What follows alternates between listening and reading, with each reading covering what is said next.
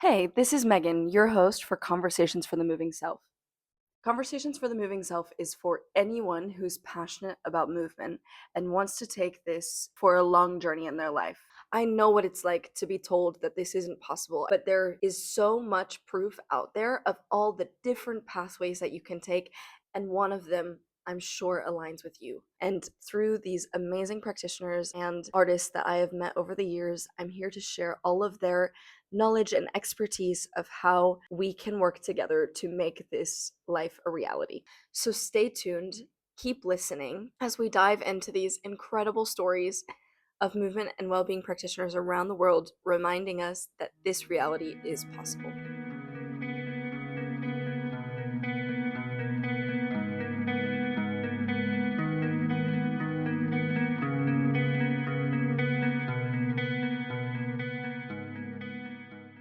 Welcome to Conversations for the Moving Self. Today I have Gerard Hawley with me, joining from the UK. I'm super excited to have Jed here. Jed has been interested in the martial arts world since being a young adult. He started learning Shotokan karate in university and took up Shokukai karate in middle age. As he got older, he wanted to maintain his practice and realized a need for activity that is more sustainable. I began to take up Tai Chi 16 years ago and teaching it 6 years ago. And now Jed has a thriving Tai Chi school with around 100 students on a weekly basis. And Mhm. it's such a pleasure to have Jed here. We connected through a dear friend named Summer Jupp, who's been on an episode in the past. And while Jed and I caught up recently, we just had so much to talk about, and I'm so excited. I've always been super interested in martial arts and I'm able to pop in and out of a few practices, but I am very much a beginner in that world and so super excited to just chat and hear more about Jed's experience and journey through his practice. So thanks for joining today.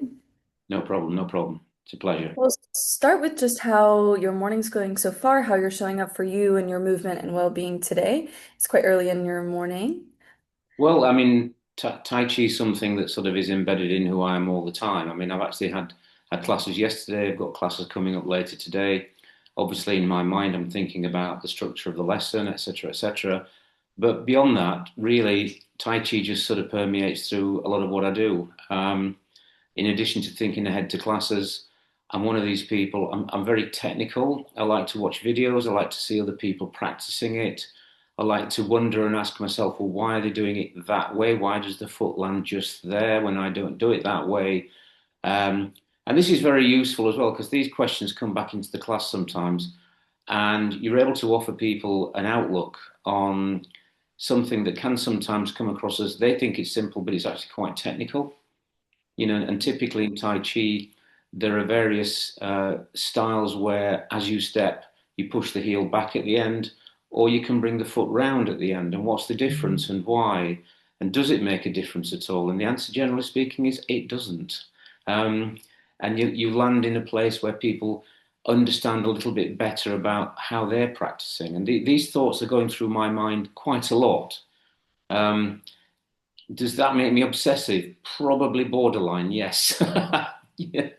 Um, but I mean, crazy thoughts like sometimes we all suffer from being able to sleep at night, and my default is to sit and lie there and think about practicing a Tai Chi form. And I can honestly say that when I do that, I never get to the end of the form in my mind because I'm long since gone into the land of Nod. So it's very helpful in that respect. So yeah, I mean, I'm here now with Tai Chi. It's great. And when you Yeah, talk about it, it wasn't a yes or no answer. It was yes, and that was it.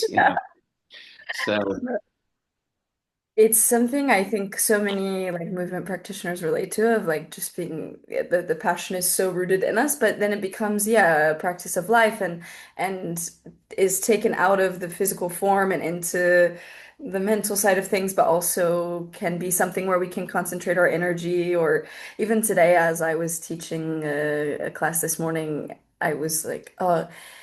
I'm so glad I had my own practice yesterday because Yeah, that to be a teacher is also to be a student and reminded of this thing of just like watching videos, yeah. researching, da, da, da, da.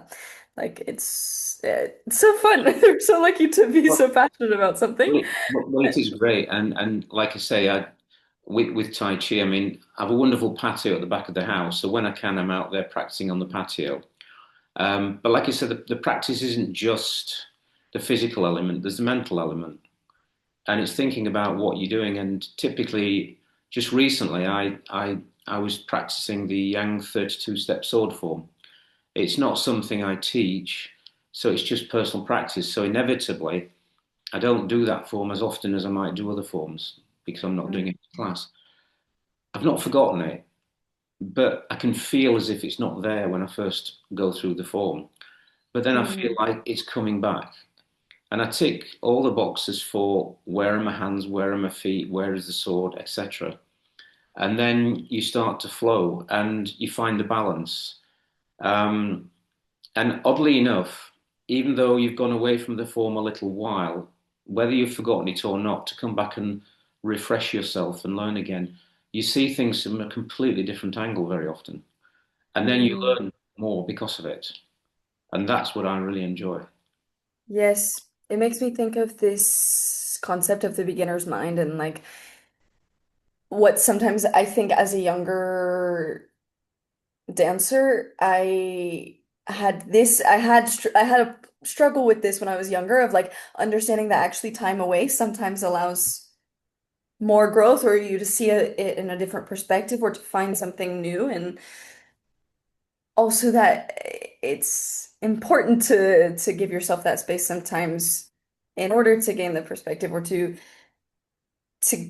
break habits or to hear a different way of thinking about it or if it's outside or whatever. And yeah, Mhm. I I wonder. mean, it's interesting what you say about teaching and the student mind because yeah, I've got 8 classes in the week. I've got 8 different groups of people, and they are different.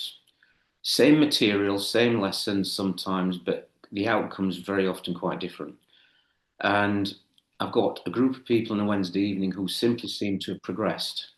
And we got to a stage where there's a piece of music you can follow when you're doing the Tai Chi 24 step form.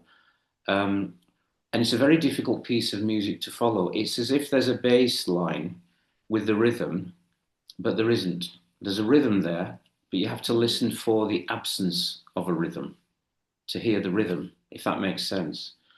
Yeah. And so practicing the form with that music has been incredibly challenging because you have to finish the form when the music finishes. Very Hmm. often, I did it the other day, and we'd finished 30 seconds before the music finished. We were just too fast. Um, so the music's great for setting a tempo, but also within that music, you have to remember that it's the same speed all the way through. And there are times when you're faster in the first half and slower in the second half, and things like that come out of it. You then take that same piece of music to a different class who are arguably more experienced, and you play the music, and the basic presumption is that when you're playing the music, I cannot say, speak, I can do, but I can't go back, I can't move around the room to show, we just have to go for it. Yeah. And the evening class, despite the lack of experience, are not phased when they lose their place. They'll pause, look around, and go again. The morning class, stand still and stop, and I don't play the music. They're not ready for it, and it's that the teaching challenge is a big part of who I am and what to do. I don't just want to learn Tai Chi for myself. I want to teach other people to do it. Um, I was doing a class Sunday before last, and all the way through this 3 hour seminar in the afternoon, I was do this, do that. We'll now do this. We'll go so far, come back. We'll do this. And I stopped at one point to watch them. I said, like, all of you together, just try and do it together. Look around to each other, support each other. And I sat there thinking, what am I doing next? And I thought, stop for me. Look at what you've just achieved. There's a group of people here who are quite happily working through the form, and you've done this. And I thought, you've got to take some recognition sometimes. So I'm always giving Tai Chi, but sometimes you've just got to sit back and motivate yourself in reverse, saying, check in, Jed, you're doing the right thing, you're going the right way, carry on. You know? Mm, So it's an important part, I think, and easy to forget it or to get caught up in what's happening in front of you, but also yeah, almost in an out of body way sometimes, yeah, which is interesting when you are teaching something yeah, yeah. movement related, but I think it's an important thing to I'm gonna take it out of the episode today and think about it in my own life. But just coming back to the teaching piece, I mean, all my family were teachers. Okay. All my neighbours, all my family friends were teachers. Going through school, it was so easy to drop into being a teacher. Um, Mm. and the one decision I made about career early on was not to be a teacher. And then I spent the rest of my life teaching. And having worked in banking all my life, very often I'd be the guy in the meeting with the whiteboard, laying out the problem, laying out the options, and then coordinating the subsequent discussion to manage people in the right direction and come out with a conclusion. And then having come to Tai Chi, to take to take a class is quite a daunting thing first time. That you can do all the lessons you like, do all the training you like. One day it's you. Um, Mm. and I suppose my one pet hate is having another teacher in the class watching you when you're doing it. But to go into a class and teach, um, I just found quite natural. Mm. That was scary. And you then get into a class and you start to look at the individuals and different classes, different groups, people within the class, and you start to teach at a level, or their mindset might not be there that day. And these are people who are coming along for the fun as well. They're not doing a qualification. There's no ambition particular like there would be at school. Yeah. And you have to cater for that as well. You cannot push them too hard. Uh, Yeah. but some people deserve and need to be pushed. Other people deserve to be congratulated even when it's not going well for them because they need to be encouraged to carry on. There are people Mm. in my class, I mean, Tai Chi attracts an awful lot of older people um, because it's slow, because it's gentle. Um, they come along wanting to learn the form and then find out there's a lot more there for them. I've got Mm. people in the class with Parkinson's disease. I've got people in the class who've had a brain tumor. I've got a guy in the class who had a cardiac arrest and he had subsequent strokes and he has difficulty with one side of his body. Um, Mm. and everyone else is just stiff, sore, and sometimes getting old. And there are people in the, I will push the class to turn a foot a particular way, knowing full well that the chap behind me just can't do it. And Yeah. he knows that, I know that, and we just get on with it, sort of thing. So Yeah. it's the teaching side of it is very much assessing the quality and caliber of the individuals with you, pushing them all as hard as you can, recognizing they come along for the fun. Um, I'd often regard myself not as a Tai Chi instructor, but I'm a social worker. Um, we Yeah. go we go for coffee. We have a socialization in the class. Um, People get together, have fun, enjoy themselves. When you set your classes up, you might find this with yoga, but once somebody puts you in their diary, you're in. Yeah. Yeah. And they'll not go anywhere else because on Tuesday morning at 10 o'clock in the morning, they're doing yoga. On Wednesday afternoon at 4 o'clock, they're doing Tai Chi. Friday 100%. morning at 9 o'clock, they're at Tesco's shopping, whatever. He did them Yeah, in the exactly. diary. And there's all these crazy things going along. And as a teacher, I keep having to pinch myself sometimes and say, look, I'm away with my passion pushing people, and you've got to go, just stop, right? Because there's three or four people here. They're manfully trying to keep up with you. Or is it womanfully these days? I don't know it, but they're there trying to keep up with you, and they're doing it with the best, biggest smile on their faces, and they never come back and criticize you. They never come back and say, "Do you know I've got this? I can't do." They just come and they keep trying the best, and that's all you can expect of anybody, you know. Yeah, it's such a gift to have that space where we're all there for Yeah. those reasons and things. And I wonder, like, as you were continuing through your own progression in Tai Chi, when was it something that you had like a clear shift of like, okay, I would like to teach this now? Was it something that kind of all along you were like, someday I feel some, when did the interest in teaching it come for you, or was it just kind of like, There was a long term and a short term trigger, really. The long term one, I always knew about Tai Chi, and I was yeah, always interested in the martial arts. And I love karate because I was always the kid that got picked last for football. But when I came to karate, I seemed to be able to just progress. It was all yeah. taught, it was all formulaic, you know. And Tai Chi, to some extent, is the same. The thing about Tai Chi is it's not, there are no belts and certificates and progression. If you want to progress, you have to teach.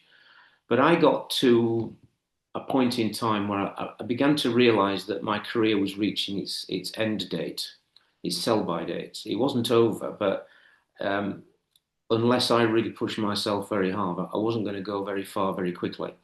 Um, and I was happy with that.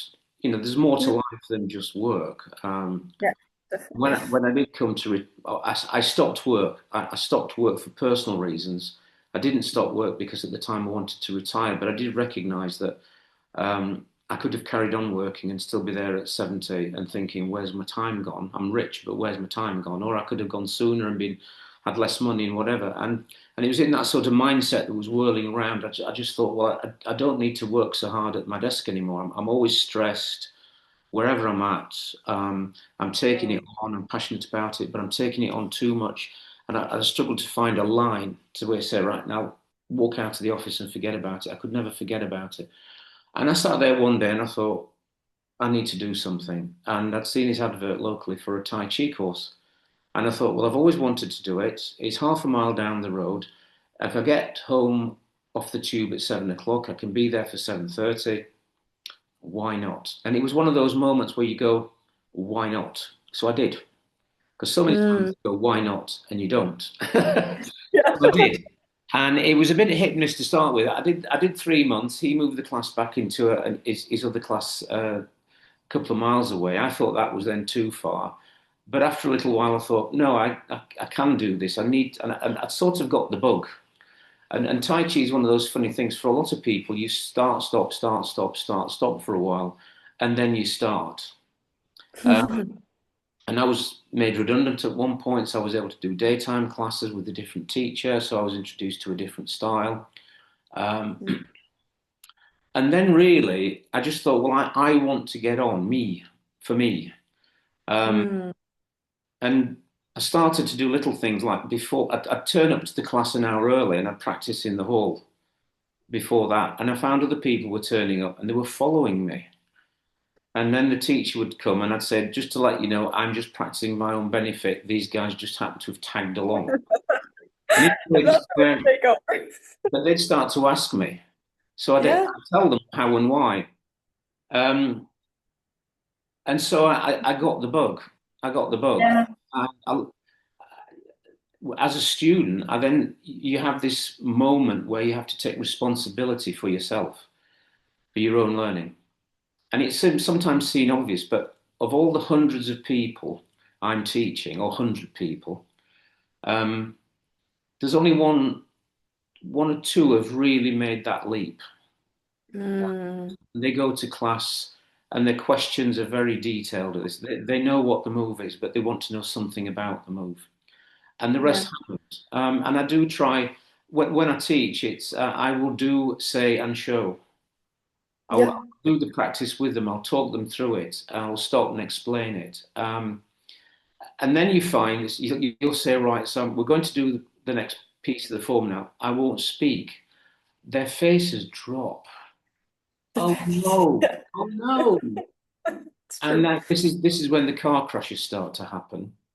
And then the neck's growing length because they're looking around the four people in front of them to see. Yeah. And then they'll agree with me when I say, look, guys, you've got to start to take responsibility for your own practice. You know, and very often I'll say to them, right, and this time I'm going to speak and not do, and then I won't do and won't speak, and that's when it really gets interesting. Um, and when I don't speak or do, I just say to them, look, most of you know what's coming next. Um, if you choose to follow the person in front of you, there's a good chance they will do it wrong when you're Yeah. going to do it right. So the point Yeah. I'm trying to make to them is just follow your own instincts and you should be okay. But they don't. And this is how do you get them to take responsibility for their own practice? Um, Mm, and then for myself, then what happened? So I took responsibility. I learned the form, didn't do it for 3 or 4 weeks privately, came back to it, I'd forgotten. So you yeah. relearn it again. And you seem to go through, for me, it's 2 or 3 iterations. And after the third iteration, I'm there. Um, Yeah. so one of the things I do at the moment, I teach a shorter form, it's 24 postures. The real form is 88 postures and it's quite long, it's 20 minutes long. And it takes some learning. Um, but then you get into this world of, well, how does a person learn? And the longer form is quite interesting. You can actually chop it up into chapters, and each chapter starts and ends with the same moves. It's the middle bit that's different. So if you can then Mm, somehow list in your mind a list of the middle bits, the rest of it just flows. Um, yeah. so I find learning and teaching and educating people a big part of what I'm trying to do. Um, and then you get into the operational side of teaching you how many classes do you want, etc. But I also teach. It's the Hillingdon Brain Trauma Trust, and they Okay. have a number of people who've got a brain injury, but the brain injury is being caused from a variety of different reasons. It could be a car accident, it could be a brain tumor, it could be a heart attack, a stroke. So everyone's actually different, and it's one of these conditions where everyone's experience of their condition is different. You can't put them into a box. So then you Yeah. have to teach there to the lowest common denominator. So you do seated Tai Chi. Yeah. And that's totally new to me at the moment. And I'm Mm, having to suck it and see and learn as I go along. There isn't a playbook for that kind of teaching. So you can sit there moving your arms here, there, and everywhere, but you're conscious then of the people around you. And some of them, the left arm will lift and the right arm won't. And yeah. you've got to make Yeah. sure that they understand that you're not asking.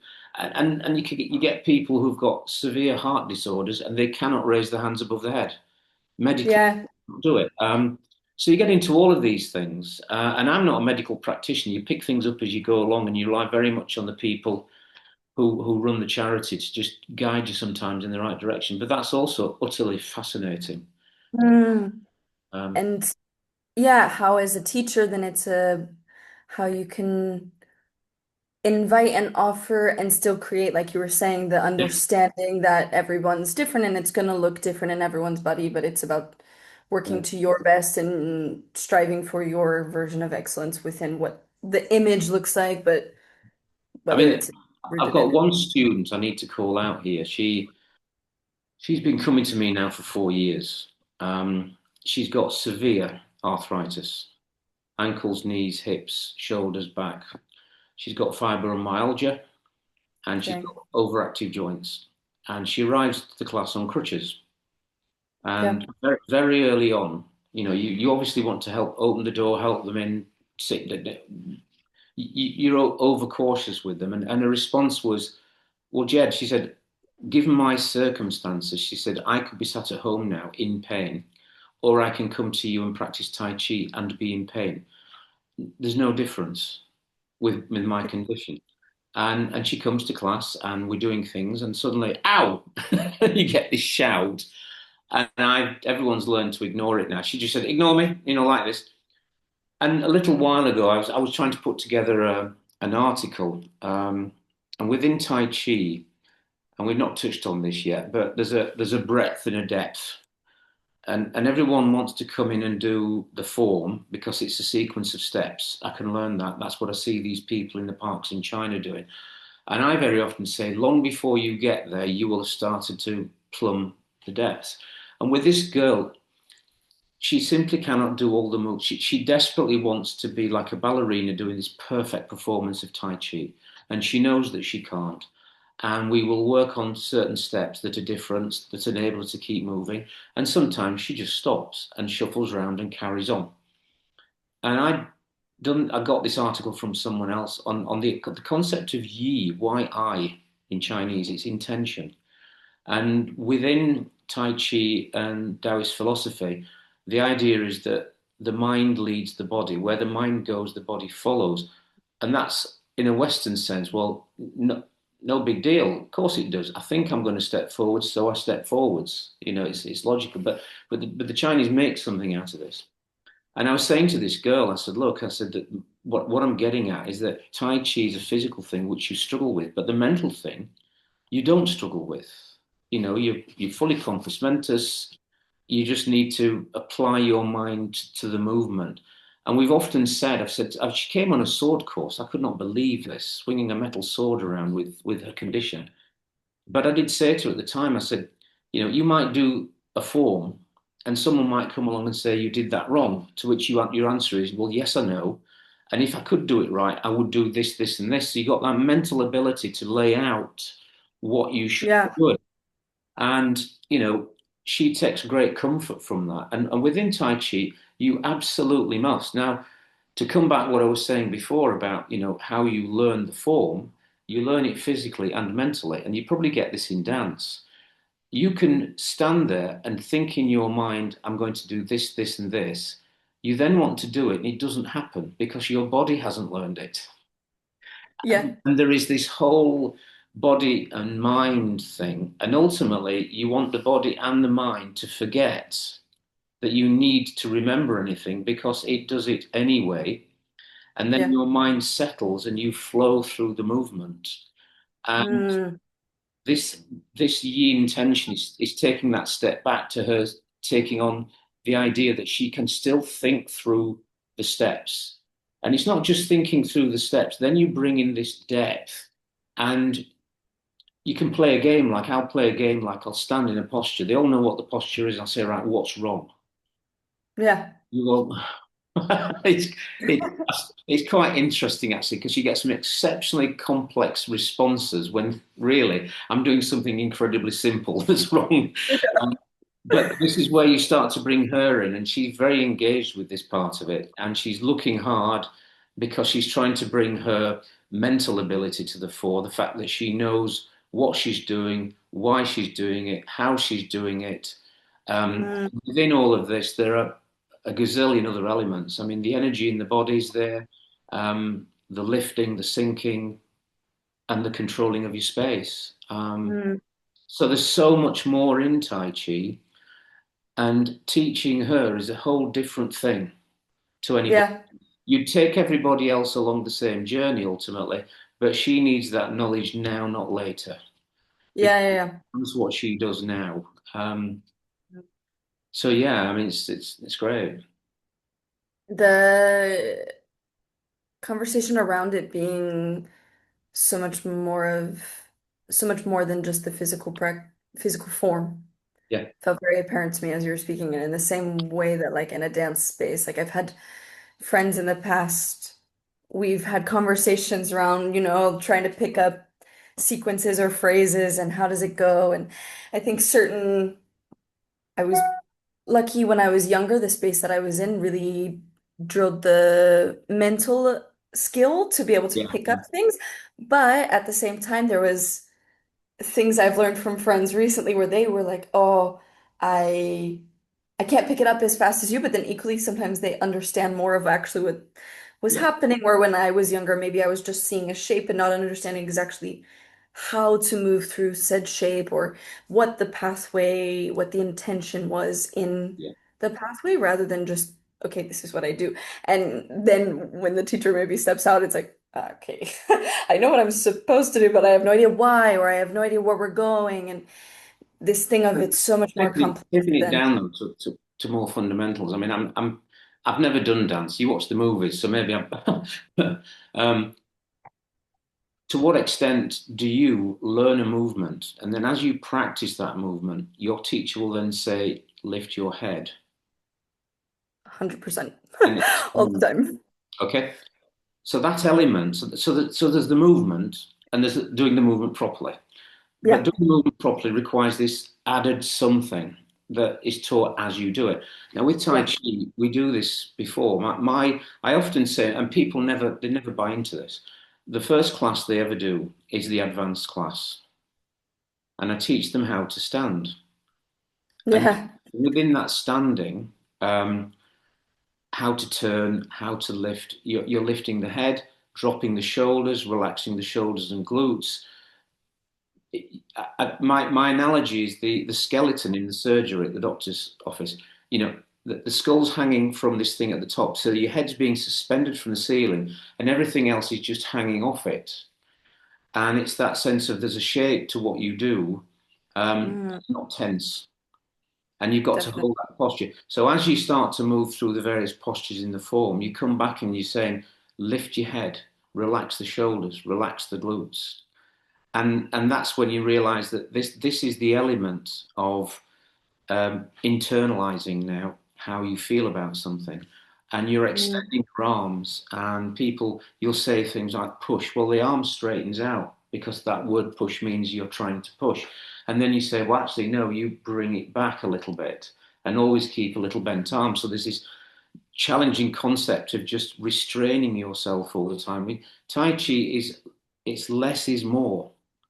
mm, You don't do Tai Chi like you would running or weight training. You're not trying to run faster or further, lift more often. You're trying to do slower, less, inside yourself. I came across a guy years ago, and he was on a YouTube video, and he was talking about the long form in Chen style. It took him 20 minutes to do the long form. And there's, lots of movements there, especially when they're already being done slow. And his yeah. ambition was to do it in an hour. Yeah. Yeah. The other way complete, and that sort of encapsulates what you're trying to do in Tai Chi. And you're not trying to push and achieve. You're trying to say, I'm quite comfortable.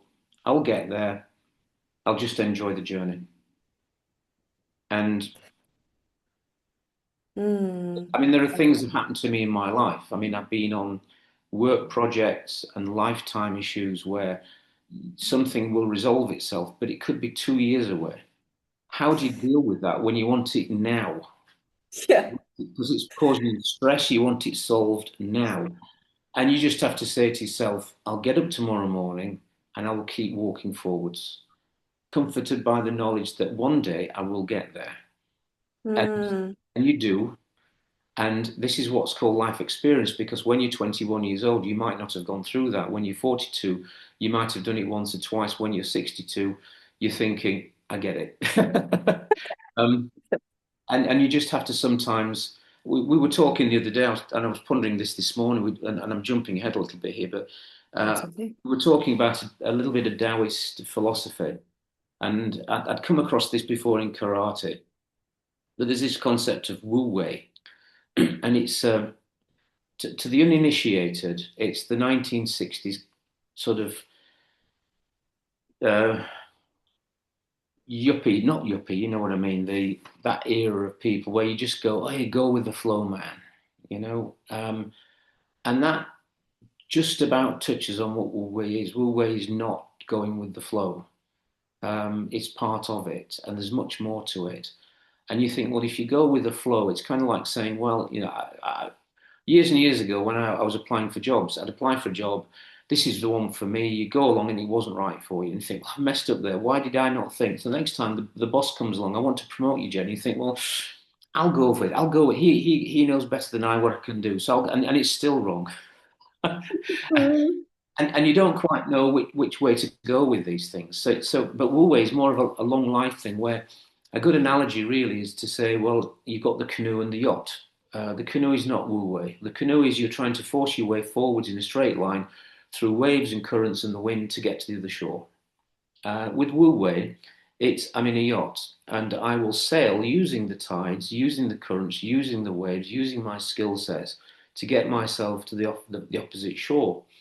And in pondering that, I just thought, well, yeah, and there's an element of you are and you aren't in control of circumstances. So to bring both of my previous analogies together about looking for work, you take on both and you think, well, I'm in this yacht and I'm sailing forward doing all the right things, but at the moment, it will not take me to the far shore.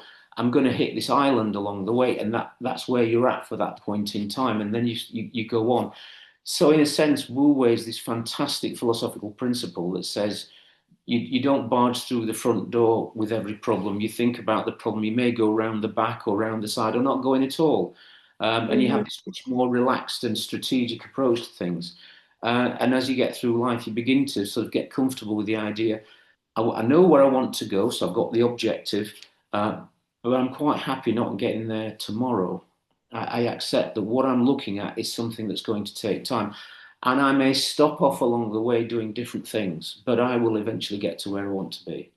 And with Mm. my Tai I think that's where I got to where I wanted to be at the end of the day. Yeah. Uh, Yeah. but the other idea I like is there's a thing called mushin or wushin. So mushin is Japanese, wushin is Chinese, and it's no mind, and it's Yeah. this idea, and I'm sure you get this in dance where you've learned the movement so well, you know the music, and you're in the zone. That's how you might describe it. You're in the zone, and you're not thinking about what you want to do. You know what you want to do. This whole, all encompassing. I know what I'm doing here. Blah blah blah. And mushin is somewhat like that in a karate sense. It's the idea that the mind is settled and clear and calm when the body is whirring and in action and doing things.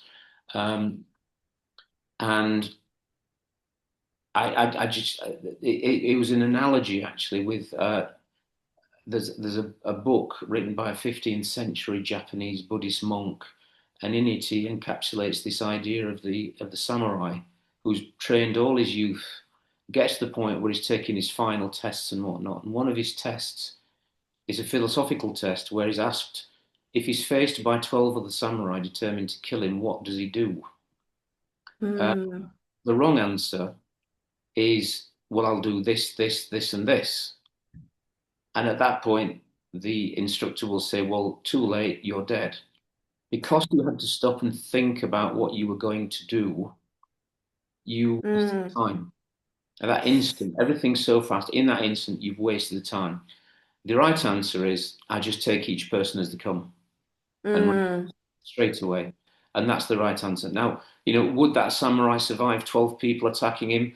In the first instance, they're saying no because you thought about it. In the second instance, they're saying there is a path there perhaps to you surviving. I don't know. Yeah. But it's something to think about, particularly. Bringing this back to teaching again. I can walk into a class with a plan and end up tearing it up within the first 2 minutes, and then you go. And this is it. Well, they always say in war, there's always a plan till the first. That was in boxing. There's always a plan until the guy hits you, and then the plan goes out the window. Um, and it's the same sometimes with a class. You walk in, you instantly see the mood, whatever. There's something about the vibe that it's not right. And then you go off, and I can get into a class sometimes, and I'm literally on, not even thinking on the hoof. I'm doing on the hoof a lesson plan that's occurring to me then and doing it. I'm not even stopping to think about it, and I'm in the Mm. zone. I'm in the flow, and you get to the end of the class thinking, "Oh my God, what have I done? Was that good? Was that bad? It was completely out there." And and Yeah. and then you do the final salute, and everyone starts applauding you, and you think, "Oh, it was all right then." Something works. I definitely relate to that moment This, and but this is, these principles. The Western, the Chinese, Japanese are incredibly brilliant at taking concepts that we give little thought. We recognize the concept, but we give very little thought to it, and they give some thought and shape to it. And it's good to come back and think those things through. mm, it makes me think a lot about how to take it outside of the class and into day-to-day life, both as a student and yourself, like both for your students and yourself as a practitioner, like how those worlds blend. The same thing of like to practice what we preach. Well, I mean, I love trying to get into the zone. I mean, Tai Chi Yeah. is so when you know the moves and you've done it as long as I've done, you can just go. Um, and you might take an attitude of mind into the practice with you. You might just take, A lot of people go to the practice and go, right, I'm going to do this perfect. And they never do, but that's the aim. And I will go into the practice and I'll go in with a different outlook, thinking, I'm just going to flow. I'm going to Mm, enjoy this, or I'm going to extend or lift or whatever I feel like at the time. Um, some years ago, coming back to this music again, I struggle with the music because I can't hear this underlying beat. So I decided that the best way to practice my Tai Chi was to try and invert not the mental and physical, but the physical and the breathing.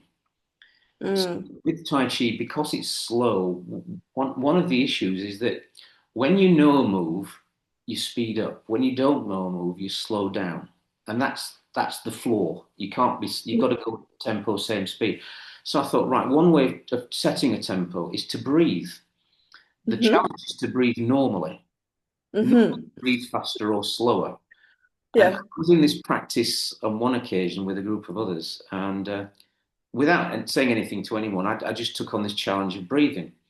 Well, within 7 or 8 steps, I was 2 steps behind the rest of the class. And they were starting to get agitated because they could see that I wasn't up with them. And I think they felt as well that they should have been with me, not the other way around. I saw the opposite. I thought, I need to now speed up a little bit. I've done this, I'm playing around with the breathing, but clearly it's not working as for the class as a whole. I better just, catch it. And I wasn't teaching this class, I was participating. Okay. And the next thing I did was jump 2 steps, not realizing I'd jumped 2 steps. I'm thinking, whoa, I've suddenly caught up ever so quickly, you know, and, uh, Yeah. and sort of did it that way. So trying to bring that element into it. And I'm looking ahead at the moment. I'm heading out to China on Saturday, and we're going to Xi'an, which is where the Terracotta Army is. And my wife has said, "Oh, there's a mountain nearby. We should go to the top of this mountain." It's a bit like going to Courchevel without the snow. It's quite 2,000 meters high, but it's one of the five sacred mountains in China. So you might have heard the Wudang Mountains. Well, this is Huashan, and I'm quite excited about getting to the top because there's a couple of things about this. One is um, whenever this is going to sound very random now. I like the opening scenes to The Lord of the Rings because they're in New Zealand walking along the top of this mountain along a ridge. So there's Yeah. two peaks and a ridge in the middle, and I've always wanted to walk along a ridge for some Mm. inane reason. It's one of my life's ambitions. I'm going to get this opportunity. So that's one plus for me. But the other plus is when you're at the various peaks, the space. I don't know what I'm walking into. I don't know what it's actually going to be like. Um, but for my own, and it's for my own practice, but also my own marketing, if you like. I want to do some Tai Chi at the top of the mountain. But I'm sitting there thinking, well, hang on a minute. So there you are, 2,000 meters up on a mountain, surrounded by other Chinese people, maybe no other Westerners, and you burst into a flow of Tai Chi, and you can bet your bottom dollar they're all going to congregate around you with the cameras. And then somebody afterwards will go, well, you got that wrong. But All right. I don't. Yeah. I just don't know if it will happen or not. But this comes back to, where do I want to be with my Tai Chi? What does it mean to me? Mhm. On that day, I'll be where I am on that day, so to speak. And well, we'll see how it turns out. I might come back with Yeah. all these Chinese people applauding me. Your friends. Uh, Yeah. but with a bit of but the experience really of being 2,000 meters up in early spring at the top of a mountain where the weather's going to be 2 degrees at best, with a woolly coat on and some nice walking boots, trying to do a Tai Chi form with my gloves on. Yeah. Yeah. So it could be, it will be fun. It will be fun. Whatever happens, it will be fun. I'm super interested and curious to see like how it goes. And the image of being on a ridge, this valley, there's something nice about perspective there. Like I always notice in myself, it especially was when I was living in London, just the power of being able to like get back into nature, get to somewhere where you can like see distance and Yeah, depth. yeah, yeah, Yeah. But then also like being able to be in China closer to the practice around the the space where it was built. Like it's a cool opportunity. Well, it is. I mean, I'm just bringing it back to the practice though. Again, I mean, as a dancer, when you spin, there's a way in which you spin the head. You know, Yeah. bringing this to Tai Chi, when you're, it's not spinning so much, but when you're looking around, you Mm, typically you would follow the hand. So my head will follow my hand movement. But beyond that, there are other things happening. So you can look to the horizon. Now, you're not looking to the horizon. It's a physical manifestation of expansion. mm, So I was practicing this. I mean, Tai Chi is a martial art, so you can do throws and trips and things with it if you wish. And I was practicing this particular thing, and I caught this guy's wrist, put my other arm under his armpit, and turned. So he was going to fall, and he knew he was going to fall. It was all set up to be like that. So there was no aggression or nastiness in it at all. It wasn't competitive. Sorry. Um, but I suddenly realised, I thought, well, if I follow my hand round, he'll go over. But if I look to the edge of the room, so if I extend out from my hand to the edge of the room, so my alertness and attention is less focused, more expansive out there, it suddenly hit me that that same movement would have thrown him out there because that's where my intention was sending him. Um, and I suddenly thought, ooh, ooh, ooh, don't don't do that. But that idea. Is very what I'm saying. It's very real, very real. But when you're standing on the mountain, that's possibly something I could go into the practice to play with. Is actually mm. not look at. Obviously, I will be following the hand, everything else, but to look beyond that and sort of look to expand and go out because the space will be there to do it. You know, I'm Yeah. looking to the horizon, you know, hundreds of miles possibly. So that could be a tremendous sort of um, philosophical, almost religious experience when Yeah. you're in that sort of situation. So that's something else to sort of try and take into that. And and Mm, and with Tai Chi, I mean, something I've alluded to a couple of times, but you can, like I say, you can turn up and you can learn the steps, right? And that can take you 2 to 4 years, even as a committed student. And because you're thinking about your posture, you're thinking about your foot position, you're thinking about your body position, posture, alignment, hands, everything. Um, But within that, you're then thinking, right now I'm lifting my head, dropping my shoulders, relaxing my knees. I'm keeping this sense of shape.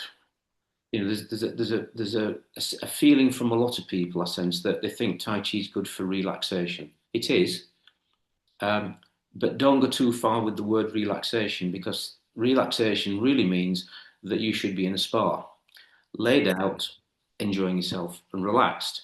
With Tai Chi, you're not. You are holding a bodily position, moving from one position to another. Um, mm, and coming back to dance again, if you're doing something very dynamic, that's not Tai Chi, but you could be doing something very soft and for effect. That's all Tai Chi. It's all soft. But at the same time, you're there and you've got this posture. And within this idea of softness, you think, well, if someone were to push against my arm, they'd push my arm back because it's soft.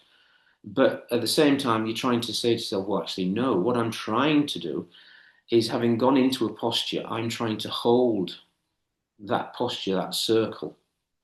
So if someone pushes against it, I'm not going to retreat.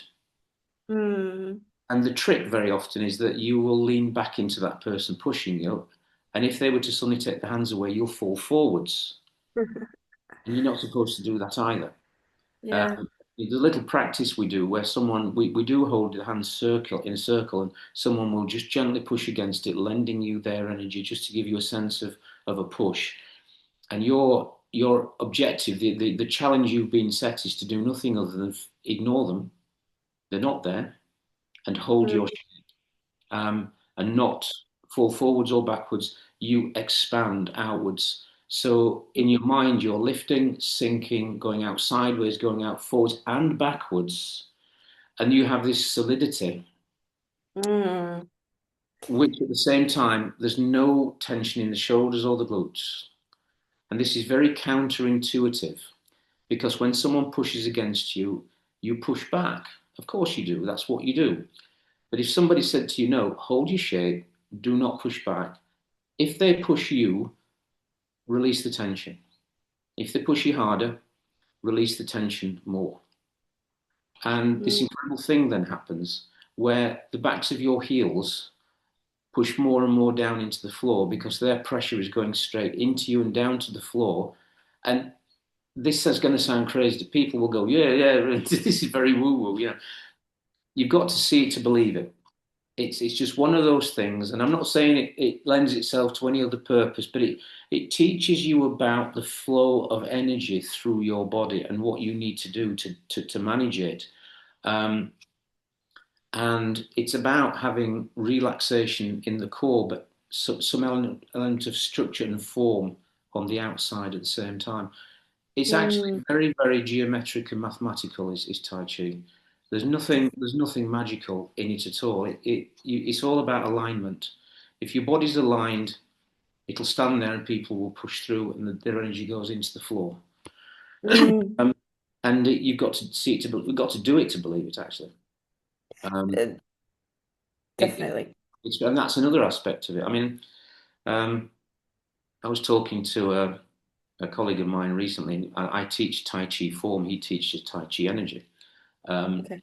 he was sort of trying to make the point that what he did was still Tai Chi, and I said, of course it is. So I get that, but it's just way more than that. It's just way more than that. And one of the great things that the Chinese do is they'll explain what Tai Chi is, what you're doing, how you're doing it, what the purpose is, all these good things. It's the mental, the physical, the energy, blah blah blah blah blah. And almost at the very end of it, they bring up this line of it's also about self cultivation. Mm. And just recently, I've started to sort of let my mind settle on that thought. And it comes back to why I started Tai Chi in the first place. There was something I wanted to do, and it was about separating me from the stress of my job, creating this space. Um, and people come to my classes, and very early on, they'd say, gosh, it's so complicated. I've had to think about this, I've had to think about that. It's all, where's the time gone? Is the class, where's the time gone?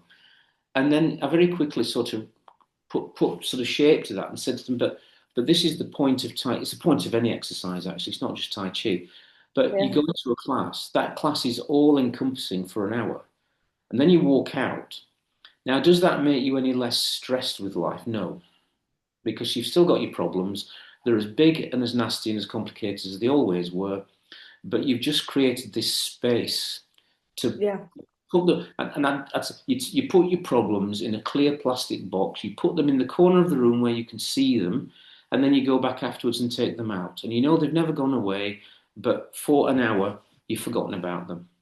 Yeah. And that was me at the beginning. I was looking for something that would allow me to disconnect me from my the stress of my job, and um, having got over the barrier of just getting there to do it, the inertia element, it worked. It worked fantastically well. And I never, even though I came home from work stressed, I would go to the class thinking, I really want to go here. This is really fun. It's different. I'm enthused by it. And I come out of that class, uh, even when I did my karate, and my Yeah. excuse then was if you practice karate, puffing and panting and kicking and exerting for 90 minutes, of course you're going to forget what else. You're trying to survive the exercise and dance is just the same. And Yeah. that's how I wrote it off at the time. It was just my mind was distracted, but it's more than that. You can actually uh, take yourself into a place and think something different for an hour and ignore everything else. Mm. A lot of people come to my classes for that reason. It's a break from their daily life. And when you're Def 74 and you can't go to dance classes anymore or you can't do the gym anymore, you can do something still. And, Yeah. yoga's the same, Pilates is the same. It, Exactly. it's a great opportunity. It's such a special gift, and I think I relate loads to. I was talking with a family member recently who wants to like yoga and doesn't love it. Mm, And was like, I want to like it, but it's not doing this for me. It's I'm not being able to quiet the mind. The more energetic things, more cardio dynamic classes do, and mm, how do I make that shift? And we were talking about like, partly it's we're all gonna have our own practice that we like doing and things that we connect to. Also, it's a process, all the things. We're having the whole conversation, but I was just reminded in that moment of like, it's there's one thing about giving something a try a few times, and that's a separate conversation. But then there's also the thing of like, what role is it playing in your life, and how can you actually allow this hour of your day to be for you to allow everything else to turn off for a second. yeah. Even as you said, it doesn't make the problems go away, but it allows you to carve a little bit of space out for yourself to re-enter the world again. But even now, I mean, I've got a home life. I don't work in the Yeah. formal sense of the word anymore, but I do work because I do Tai Chi so much. But whenever I go off, one of the big motivators for me is I just look forward to meeting the people I teach and having a class and going for coffee afterwards and just getting out of the house. And there's things happening at home. And everything brings the odd stress here and there, but there's nothing major. It's quite now that I'm de facto retired from formal work. That's the first time I think I've formally acknowledged that, to be honest. Um, but it's there as a break. It's a different theme in my life, and my wife, she's got her theme. She goes out and she does yoga, and she's hardcore. She's absolutely full on hardcore. She does body combat, body pump. She's taken up pickleball. She does two back-to-back classes, 4 or 5 days a week. You know, and it's her thing. And she thinks all I do is go out into a church hall and wave my arms about. And the kids say to her, darling, it's a lot more than that. And she has seen me practice outside. And I think in a quiet moment, I think she'd probably own up to the fact. But I'll do a couple of back-to-back classes, and I am tired, and I do 8 hours a week. By Wednesday evening, I'm wasted. I really am tired. Yeah. Um, but it's a slow motion isometric type of exercise as opposed to jumping up and down. And The, yoga, I mean, yoga's a bit more because yoga you're putting your body under stress. I mean, the whole idea behind Tai Chi is you're not putting your body under stress, yeah. albeit you are, but a little bit. But no, it's different. I mean, a student the other day said to me, she said, the reason I do Tai Chi is, she said, I'm a member at the local David Lloyd Club, so you get the whole range of activities. And she said, there's nothing else at David Lloyd quite like this, as if Mm, everything else is the same. You do your thing, and you're chasing achievement. Even my wife recently said, I can now suspend myself on two hands off the floor doing this particular yoga move. And she was pleased that she'd achieved that. And within Tai Chi, there is no sense that because having learned the form, you almost arrive in a place where you're worse than you were when you started because you now realize how bad you are at the form. Like in your mind, you've so much more to learn that you yeah. have to keep going. And there's never this sense so you have to settle your mind at the end of the day to being in the moment, practicing it. I mean, I can be in Mm. class, leading the class, and I'll wobble all over the place. I'm not fallen over yet, but sometimes I have. your mind isn't necessarily on the job. I doing the Tai Chi, you're teaching the class, and and the worst thing you can do is to be playing around with your own practice in the class while teaching someone else at the same time, because you're telling them to do it this way, and you just randomly think, "Oh, I'll do it that way," and then you will nearly fall over. And things like that go on in my mind all the time. But I did this course recently, and in the end, I'd been teaching this particular move, and there's a martial application to this move, and you've got to be very careful with this because you're not teaching people to do self-defense. You're using um, an attacking thing Yeah. to illustrate the precision of the move. So if this person tried to do this to me and I did this back to them using this move, this is the bit you don't see. And that's why you use an application. You try to bring that out. So I was in this seminar teaching people this step called parting the wild horse's mane. And I was just taking my own practice at this point. I thought, forget them now. I'm in this for myself. And nobody Yeah. said to me afterwards, you were doing it a little bit differently. But sometimes you just have to. You can't help Yeah. yourself. And but no, But it's and I keep thinking, I know these forms. I've only ever got them learning the one form, and they don't know it yet. And I keep thinking, well, how long can I keep teaching them the same thing? But then you've got to put yourself in their minds, and they don't know it, so they want you to keep teaching them that same thing. So exactly. you, you can't Yes. move Yeah. really. It's The it, power of it's you're ambitious for yourself sometimes, and you want to progress not just for yourself but for them. But then you have yeah. to put yourself in their shoes and recognize that their ambitions are not your ambitions, and that Yeah. they come for reasons that are not your reasons. And you have to listen and take that on board and respect Yeah. it, you know. So Definitely. Mm. that was a bit deep. Yeah, but in like I really I you even since the last time we spoke, I'm like, wow, I really would love to get in some Tai Chi classes. I think what I really am intrigued by and interested in, I think in dance I'm often trying to make like metaphors between the way that something connects to life and but I think the philosophy behind it is all super interesting to me and how interconnected one lesson is to another, and then equally those are to everything that happens outside of the form. If you, if And you, just, if you come back to the Tai Chi symbol, the yin and the yang, yeah, and when I teach, I've talked before about keeping the shape, but you do it all over the place. You keep the shape here, all sorts of things. And I teach this in the class, and very often I go to someone, I'll say, right, you got your hands in the right position. Right now, I'm going to put my palms on your palms, and I just want you to push slightly against me. And I'm hold. I said, right now, can you feel the connection between both hands? Both hands are pushing equally, but they're in different places. And there's other mm, times where you're doing this part of one hand is extending whilst the other one is pulling back. And you have to have the same energy going forwards as coming back. And the yin and the yang talk about people. If you said to people, what's the yin and the, it's opposite. So one hand's going forwards, one hand's going back. It's opposite, but they're connected. And this is the bit mm, missed with the yin and the yang, because if you look at the symbol, in the white section there's a black dot, and in the black section there's a white dot. And I always describe the yin and the yang as opposite, complementary opposites.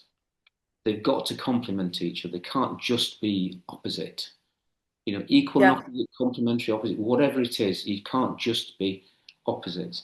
And that again, mm, it's this connectedness, because Tai Chi comes back to this self benefit, self determination, self cultivation, but connectedness with things, with the group, with the people around you, with the floor, with the sky, and all kinds yeah. of things. Absolutely, absolutely. Oh, It's wow. so, it's so wide. It's so Yeah, wide. Um, and you can see, there are different styles of Tai Chi, different family groups. It's come through family lines, lineages, and you listen to them talk about the movements, and the same terminology comes out all the time. And yet you look at them and you go, well, hang on a minute. You've just said you're doing single whip, and yet one person's forward, one person's side, and it's. But broadly speaking, it's just the interpretation of it that's yeah, different. Um, definitely.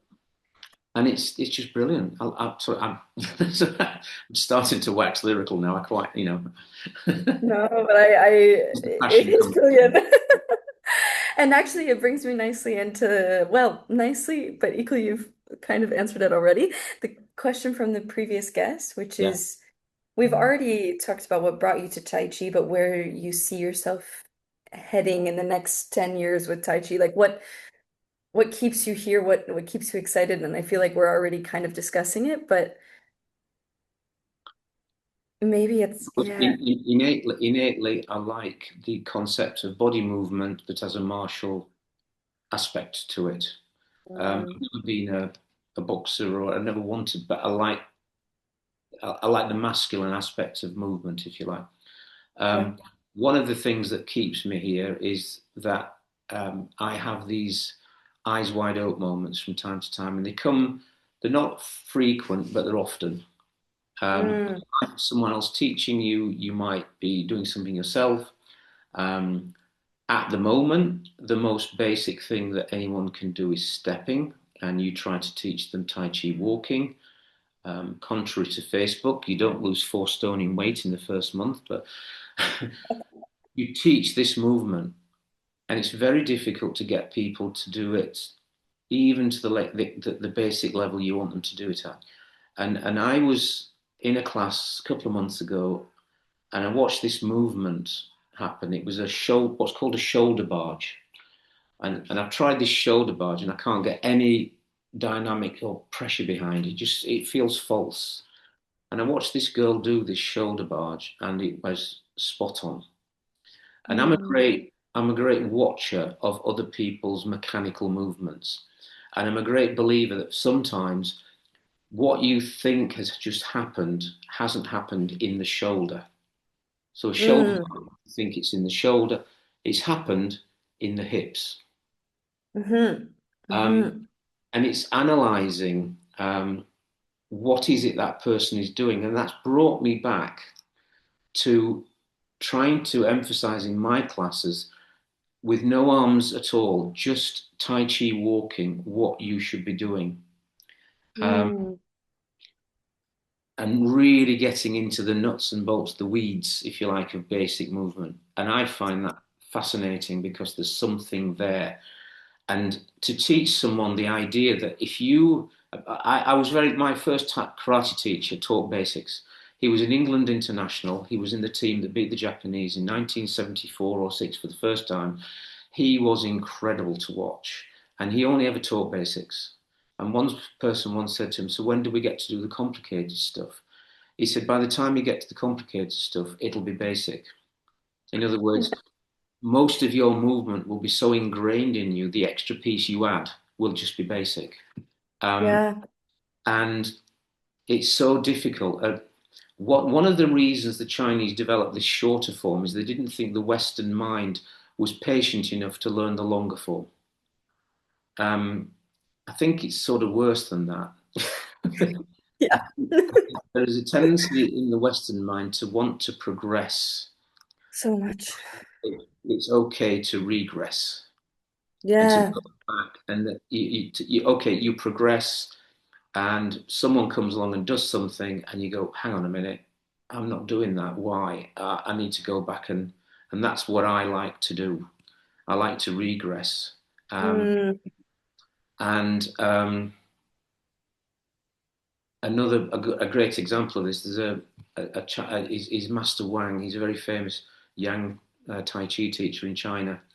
Um, and I watched the video of him doing the long form. And the one thing I took out of this video straight away, I knew the movements. It was great to watch. I could do it, but I treated it as a reference material. If I wanted to know in this particular posture, was his elbow there or there, that's what I could do. But I noticed every time he finished his move, his head lifted. So initially, Mm. I thought, is he dropping his shoulders? Is it the head? And I was practicing the form 2 or 3 times, trying to lift my head, and it wasn't working. And then I watched the video again. It wasn't that. He was straightening his back leg. At the end of every move, he straightened his back leg. That lifted his head. He bent his back leg and he went down again. And that's what I love about movement generally, that very often the thing you're looking for isn't where you think it is. It's where somewhere else. And if you can understand that where it is, then you can go into a class and you can take on the more sophisticated, detailed questions, and you can watch someone and you can then bring them on. Um, Mm. and that's not to say I get it right every time. I've got one student in particular. She knows the form all the way through. She asks all the difficult questions, but there's something very linear about what she's doing. Mm. And I'm trying to get her to go more rounded. And Yeah. you can say that, but the person can't see it. And Yeah. one of these days, I'll crack it, and Definitely. I'll see what it is that she's doing to give her that To be that able to give the right chance. key. I've done it with other students. I know I can do it, and that ultimately, my ultimate teaching achievement is to go to someone who's been practicing for months or years and solving that one thing that they're doing that transforms Mhm. their whole practice, Definitely. and that they get. You might Mm. you get it, they don't. That's a whole different it's a whole different problem. But that they get, Yeah. and Yeah. that exemplifies and attests to the quality of your teaching. If you can see the problem and explain the solution, and the student takes it on, then Hmm. you really have taught somebody. You know. Yeah. Where it's then Where am in I there. going? I mean,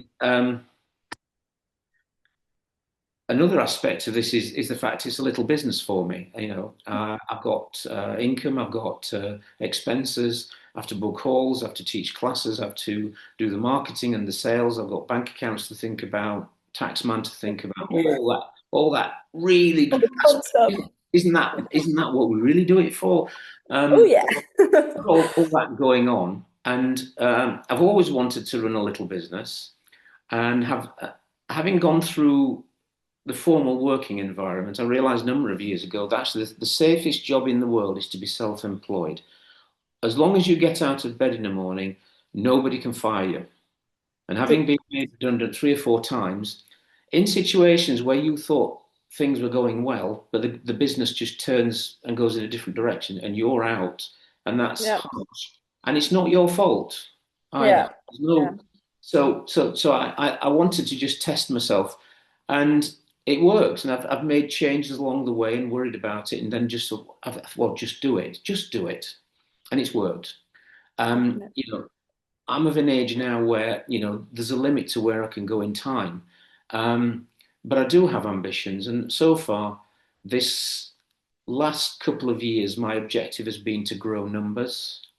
And I've done that. This advert on Facebook for losing all this weight with Tai Chi walking, it's amazing how many new students I got off the back of that. Um, I've done some advertising recently for different things to do with what I'm doing, but people are, even this morning I've had an inquiry whilst we've been talking. Can I come along to a class this afternoon? Um, Mm. so wanting to grow, wanting to deepen my understanding. I'm a little bit evangelical, if I'm to be honest, and I've always been like this. And I don't particularly want to be known myself for having achieved something. I'd rather achieve it, and have it in my mind. That's where I wanted to go, and Yeah. I want more people to know and understand what Tai Chi is about. I think it's a very unsung practice. Everyone knows it, but nobody does it. Uh, Yeah. you can't really teach it to young people because their energy levels are just in the wrong place. Yeah. And again, I had an inquiry yesterday. Would I teach some young children? I went no, and I've arrived. I know it's not the right thing to do. And I've tried it, and I know because I've tried it. Um, And but it's kind of like I want to grow awareness of Tai Chi in England, or not even set myself a geographic limit amongst a group of people. I want to grow it, and I want to be yeah. people that people go to because I can fix things, do things, make things happen. I'm connected with some senior people in the UK. We're organising a big event in April, and I wouldn't rate myself as, and maybe I'm selling myself short, but I would never want to try to rate myself as a brilliant teacher. I just want to go and teach. I don't want to attach any kind of adjective to it. But to bring this person down, and she is the daughter of one of the top people in China, and she will inherit the lineage. Um, to watch Wow. her do Tai Chi is to watch someone float across water. Um, Yeah. people look at me and say, Jed, how can you do that? I go, wait till Faye comes down, watch her do it, Yeah. and then you tell me if you still think I'm good. It's brilliant to be with these people and get their Mm. aspects and angles on life. And they're all working very hard to grow Tai Chi as a concept in the UK, and Qigong. Um, but Yeah. and if all I ever do is within my local area, I must admit, I think someone 2 or 3 years ago actually said, "Oh, you're Mr. Tai Chi," and I thought, and there was a little advert came up online yesterday. Someone setting up a class near me, and I thought you initially think competition, then you think actually no. what you want is more and more people teaching this because, Yeah. like any good business, you need a marketplace, you need competition, you need somewhere that will attract the people in. So you Yeah. need more classes going on, you need more discussion about it. And you know, like I said, when someone says to me, "I do Tai Chi at the health club because there's no other class like it," that is telling the rest of the membership at that health club something that there's a great secret here that you've not figured Yeah. out. You know, Exactly. come along. Yeah. We played this game before. If you try to condense an activity into one word, you know, and this isn't very fair. I'm not being rude about yoga, but you can look at yoga and you say it's stretching. You can look at running and say it's fitness. You can look Yeah. at weights, it's strength. You can bring it to one word and people kind of get it. There's Yeah. nothing. The word for Tai Chi is mobility. Yeah. You're Yeah. keeping moving. You're not jumping and leaping and stretching, and you're just moving. And Yeah. what's lost in it all is that mobility is all encompassing, and it's not just pushing; it's twisting and Mm. turning. And that's when you wake because you realize that you're using your muscles not to push or pull, but to turn. Mm-hmm. Mm-hmm. There's a great qigong move. You put both arms out at each side. One palm is down, the other palm is up, and you twist the arms in the opposite direction. And that's all Mm. you do. And then, Mm-hmm. actually, that's mobility, that's movement. Um, it's Yeah. self-cultivation, it's moving. So yeah. So yes, I want to keep building what I've got, keep developing a positive take on Tai Chi in particular, introduce Yeah. more people to it. And yeah, Yeah. Oh, it's been such a pleasure to hear about your journey about Tai Chi more.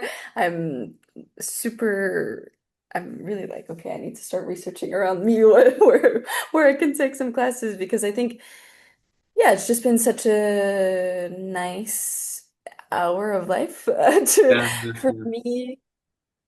I think I'm super intrigued by this intersection of movement concepts that overlap in movement spaces and oh, in life yeah, spaces. yeah, yeah, yeah, And like you were saying, like I'm also such a nerd about movement in general and the biomechanics of it and how is that person doing it? And so yeah, thank you so yeah. much for your like generosity and sharing and Absolute uh pleasure. Absolute pleasure. been such a pleasure.